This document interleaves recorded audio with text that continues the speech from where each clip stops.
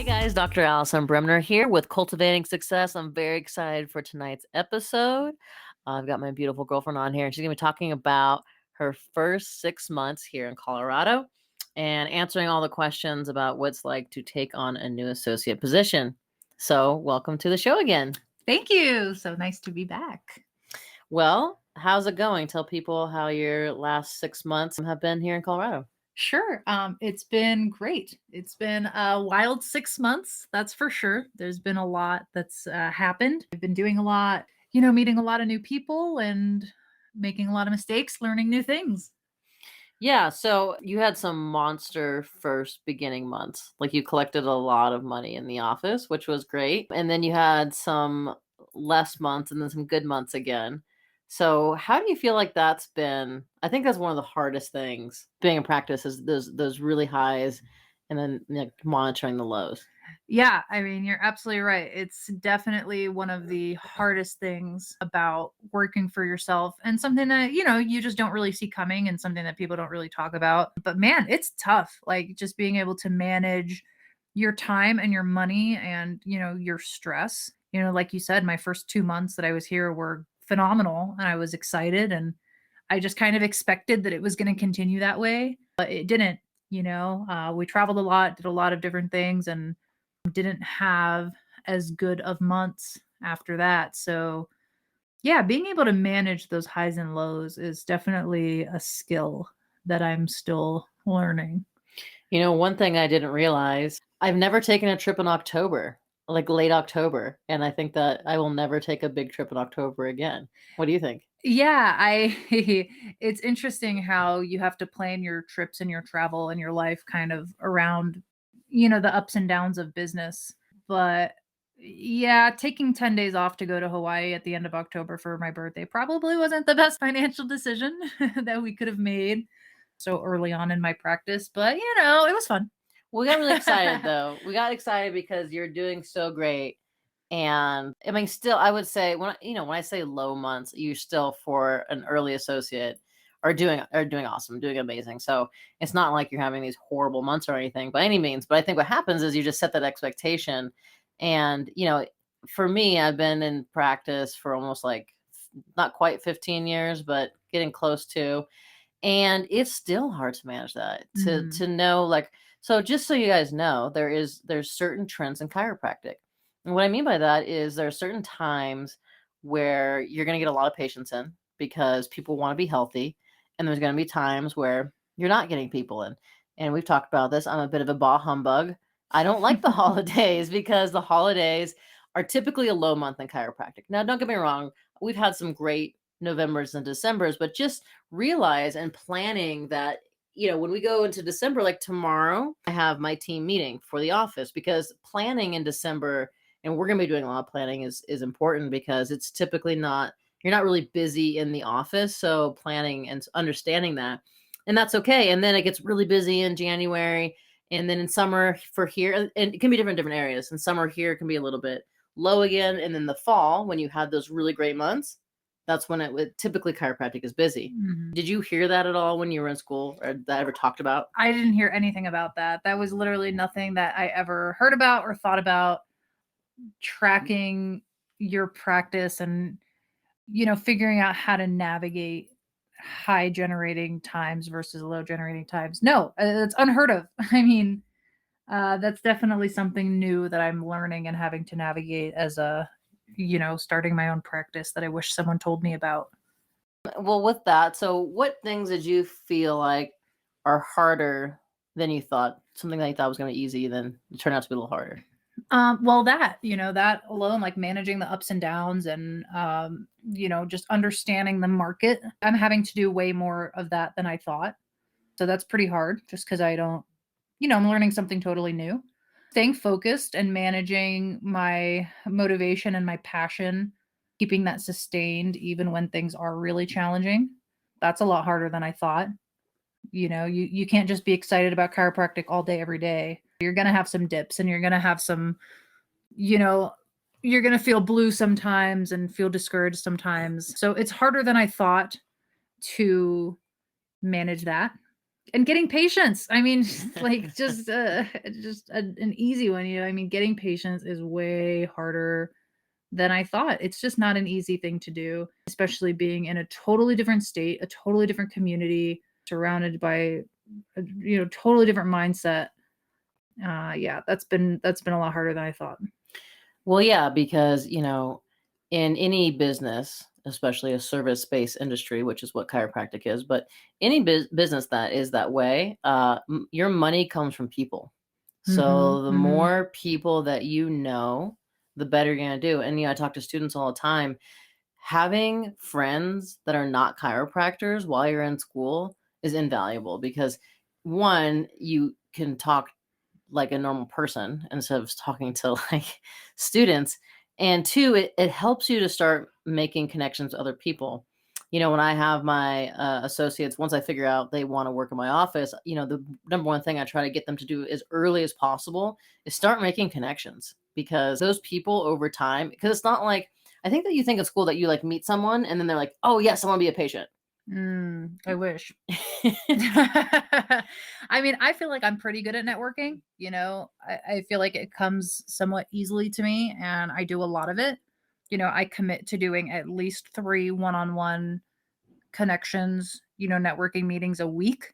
And I usually do a lot more than that. And it's still hard. Like, I've met a lot of people who are fascinated by what I do and they think it's great and they see the value of it. But yeah, that doesn't mean they're coming into my office and paying me thousands of dollars. Yeah, and I do think that you're great at networking. I Oh, can be thanks. good at networking, but now one thing that I do with my associates is as I go with them to their first networking events, especially if networking is not something that's comfortable for them, because it's a skill. Yeah. It's a skill, and so I haven't been to a networking event in a long time, but next week I'm going just to make sure that my new associates feeling comfortable and like how to network and what you should be doing since you go to networking things, like people that you don't want to talk to, what do? Right? They're like, they shove their card in your face Mm. and they just talk about themselves and they're like, okay, send me people, which, that's not actually how you network. Yeah. I will say from going to networking events, I've learned so much about just what I should not do. You know, like I hear and see what other people do and say, and I'm just like, oh, so I should never ever say that. Okay, got it. Yeah. Yeah, notoriously, if you ever get into what's called a leads group, which just means that there's different professionals, like there's a contractor, a real estate agent, a financial planner, something like that. And then typically there's a chiropractor. And, in these leads groups, what you do is that you 30 seconds kind of say what you do and who a good referral would be for you. Like, I make fun of chiropractors all the time because chiropractors say a great referral for me would be anyone with a spine. And that's like the most ridiculous thing that you can possibly say. But recently, one of Nora's friends, who is a personal trainer, said anyone with a pulse. And I'm like, oh my God, that's exactly what chiropractors do. So, it's not a lie. Like, it's true. Of course, anyone with a spine would be someone that would benefit from chiropractic, but that makes no sense on a marketing level. Yeah, that's not an efficient thing to say. That's not a productive thing to say. And like thing with you know, being upper cervical, I'm like, yeah, I can sit here and tell you that upper cervical can help you with literally everything. Like any issue that you have, yes, I can help you. But like I can't get in front of a leads group or networking group and say that. Like I'm going to sound crazy. You know what I mean? Like I have to break it down in a marketing way where people can digest it of like I specifically help people with these specific things and this is how, you know. Yeah, we were talking earlier because sometimes I get a little irritated or mad, and thank you for like kind of calming me down because sometimes I can get irritated.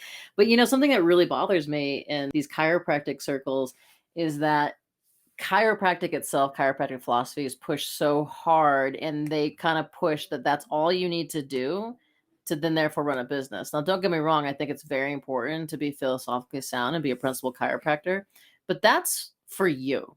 That's so that you are, have some sort of anchor. That's not how you're going to market and grow a business.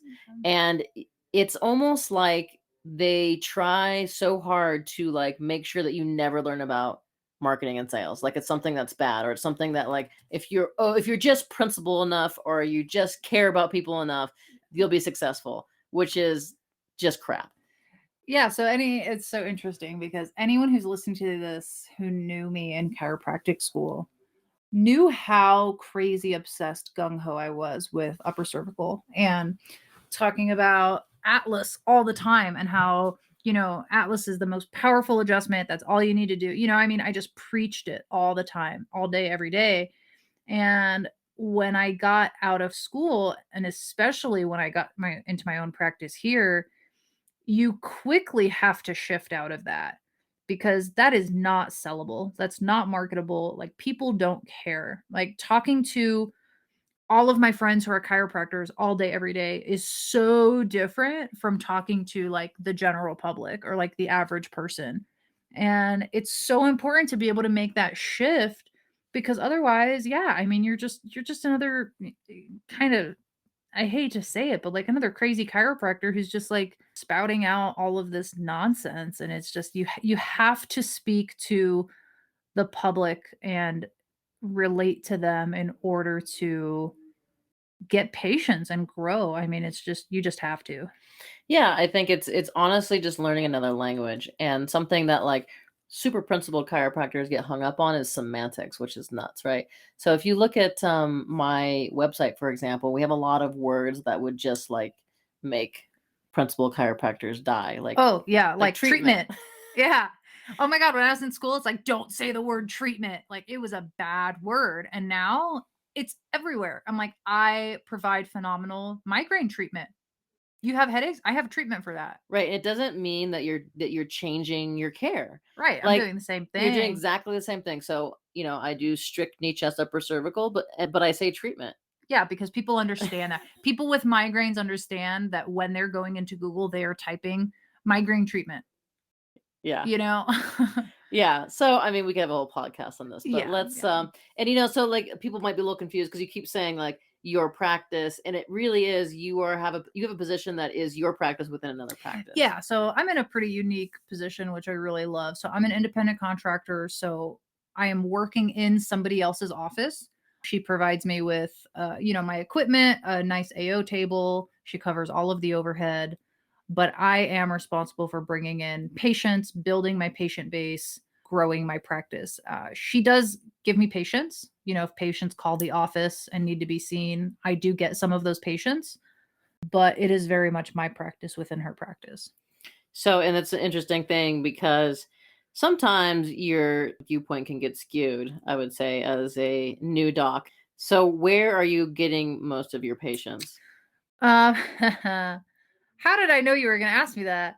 So I thought that I was killing it, and I thought I was bringing in all these patients, all by my own efforts, and I felt like the office wasn't really helping me that much. So I created a spreadsheet of all of my new patients to see where they were coming from. About 80% of those patients were coming from the office. So whether people were finding us on Google or on the website and then calling in, sometimes it was just people walking by or people that lived in the area that kind of stopped in. Now, I will say some of those, if they're calling from the website or from Google, some of that is my effort because I do a lot of Google reviews and I do write blogs for SEO and stuff.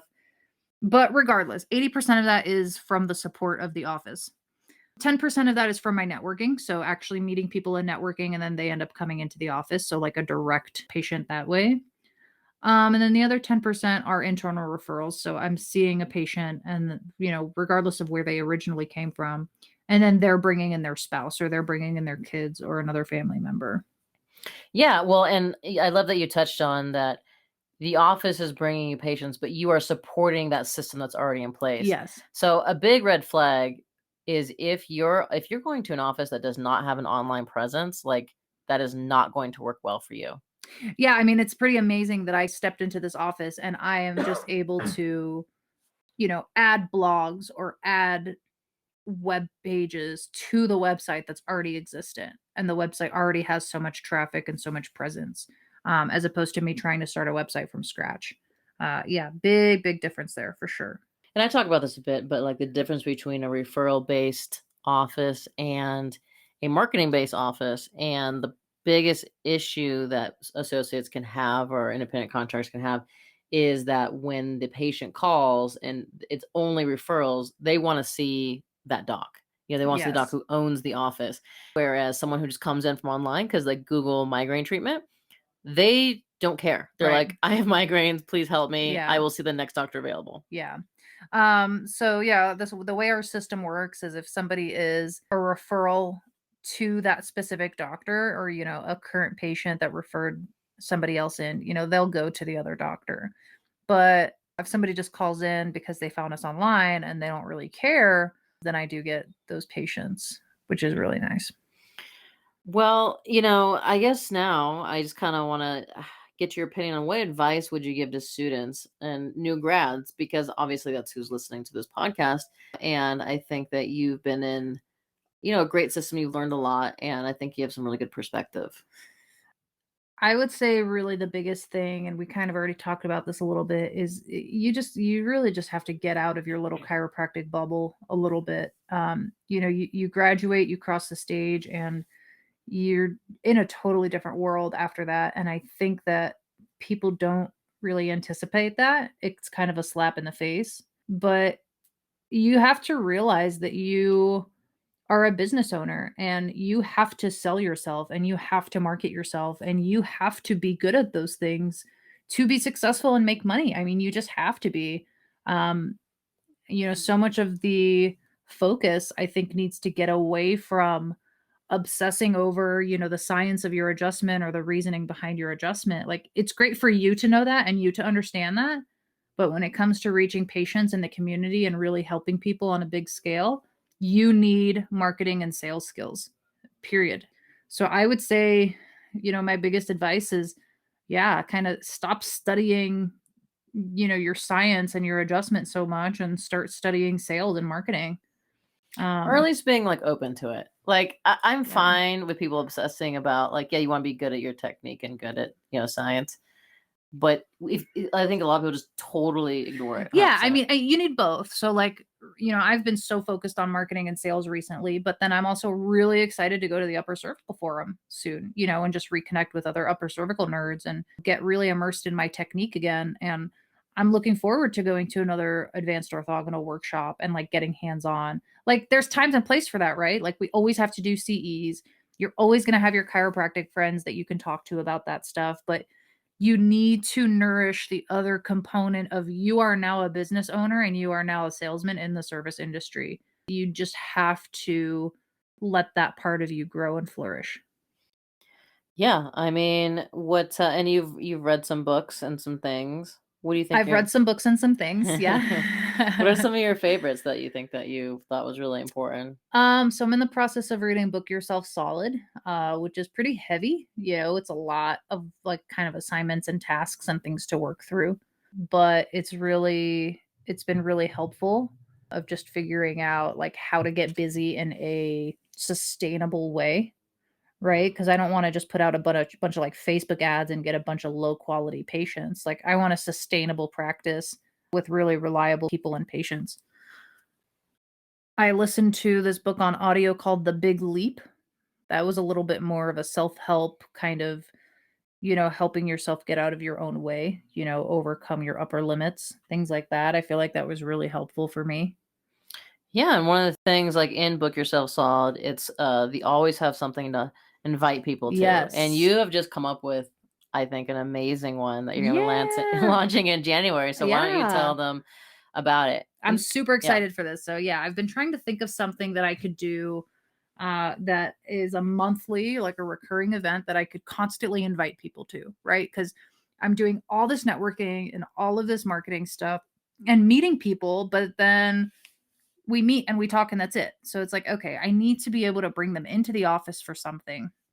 I wanted it to be fun. I didn't want them to come in for like a lecture because, like, who wants to do that? So I came up with a journaling workshop. So once a month, I'm going to host a journaling workshop where I'm going to provide them with these cute journals and pens and going to guide them through some unique prompts to help people journal and write down their thoughts in a very meditative and relaxing way. I think it's great for stress relief and for, anxiety relief. And I think it's just something that a lot of people would really benefit from. Yeah, it's going to be a lot of fun. I'm really excited about it. So let me tell you why this is a great always have something. Couple reasons. So one, you can easily relate to chiropractic and how chiropractic influences the brain, right? And so like journaling gets you to be in a more parasympathetic state. So on a scientific level of chiropractic, easy to sell. The second reason why it's amazing is because for Nora, it's her target demographic, her ideal client. So a lot of times people have these events at their office and they just fill the office with people who they don't even want to see because they just, again, it's the anyone with a spine. So wouldn't you say that your demographic is women? Yeah, I think it's a very niche market, and I have a very narrow view of like who it is exactly that I want to see and help. Yeah. Yeah. So then basically what she's done is she makes a bunch of women who are in her demographic come to the office, love the class, then therefore they like her. And, two things that are equal. So let's say two chiropractors, they will choose business with someone that they know and trust. And how Yes. you get people to know and trust you is to like you. So chiropractors try to make themselves look real smart all the time, and they just really end up making people feel dumb. Mm, And when you make someone feel dumb, they don't want to come work with you. yeah. Whereas if you empower them and inspire them, which this class will be doing, then it's going to instantly make them like you. And then therefore, if they have a problem, they're most likely going to seek you out. So I'm very excited for your class. I think it's going to be great. Yeah. Thank you. I'm real excited too. So, we're kind of just keeping this a little bit of a short podcast today. Is there anything else you want to talk about before we get to kind of the end here?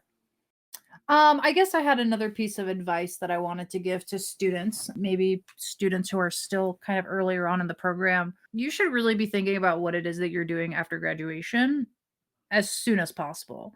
You don't want to be finishing up in clinic and then thinking about where you're going to go and get a job and do your preceptor and associate. Like, this should be a really thorough process and decision that you make over months and months and months of time. You should be, exploring different offices, meeting with different doctors, setting different potential opportunities, thinking about what different contracts could look like. I mean, you should just be thinking about this stuff way before you actually have to make the decision of where you're going to go work. It's a big decision, and it's not one that should be taken lightly. And if you make a really good decision because you put a lot of time and effort into it, it's likely going to be fruitful, and you're not going to feel stuck, or like you made a bad decision, or you're stuck in this shitty office now and you just have to deal with it. Visit people, travel, check out different states and different areas that you might want to live, and really don't take that decision lightly. You want to find a place and a job that you can be obsessed with. Like, you want to be obsessed with your practice. You want it to be so exciting to you that you're passionate about it and you just want it to grow and grow and grow, and that will fuel you. And it is totally possible to do that within somebody else's office. You do not have to go out and open your own practice and struggle in order for that to happen. You really can be successful working for somebody else. Yeah, I think that that's like a misconception, right? Is that most people will say the reason they want to have their own practice is because they want to do it the way they want to do it. And in a good office, like my associates have different demographics, dress differently, have different personalities. You know, Colby wears like baggy jeans and a hoodie to the office, and Court wears, I would say also a little more casual, but like, he will wear a polo shirt a little bit, and he talks different, and they're both two different people. She loves to do social media and videos and he hates it. So we find strengths that they have and try to push them into those directions, and things that they don't like to do, well, we try to minimize that, because Mm, in my office I want all the associates to feel fully expressed. And yes, obviously there's certain things that they're going to have to do the way I want it to be done, but for the most part they're able to express their individuality and see the patients they want to see within the practice, as long as it meets certain guidelines. mhm, And I think mhm. that that's going to be something that you'll thrive in. Yeah, I think the most important thing really is that you need to find somebody that you can work well with, and somebody that will be a really great mentor to you. That's how you'll be successful. And I suppose that's yeah, if you're feeling lost, what should they do? Yeah, I mean, if you're feeling lost, then you really just need a good mentor, just like you have a good friend, or you have parents or a partner that can help guide you and kind of encourage you along the way when things feel tough. That's what a mentor is for. And there's so many mentors out there that have so much information to pour into other people and other students and younger chiropractors. And there's just like this huge disconnect between like, how do you find them? Where are they? Who are they? Um, and that's why I said start your search early, but finding a good mentor will just make your life so much easier and so much more enjoyable as you are a young and growing chiropractor.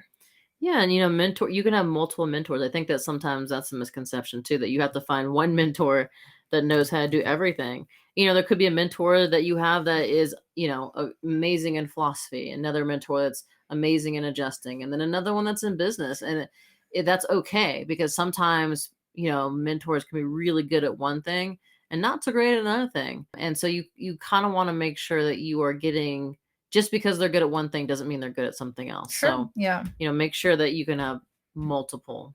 Yeah. Yeah.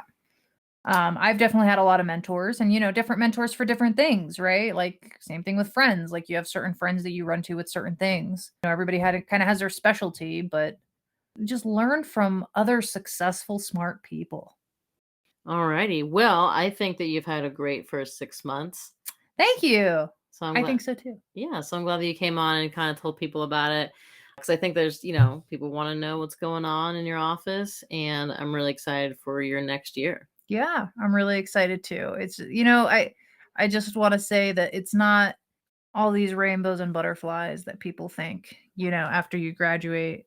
It's hard work, you're a professional now, you're a doctor, and you have people relying on you, and you have the responsibility of establishing yourself as a professional, as a doctor, as a brand, as a company, and you really just need to take responsibility for your own success. And it's really empowering and it's really fun when you feel like you can do that. So, yeah, do it. Well, thanks for coming on. And I'm sure we'll be doing a year checkup on you in 6 months from now. Yeah. Anything else you want to talk about?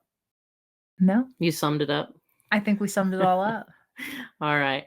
All right, guys. Well, this is Cultivating Success. We have new episodes every first and third Monday. I also have classes on Teachable, where one's for associates that want to figure out where the heck they are going to go find an associate position. And I have one for docs who are looking to hire an associate, how to do that, how to set up systems. It's been great and really fun teaching those classes. So they're a course on teachable.com, and you can find that link in the description below.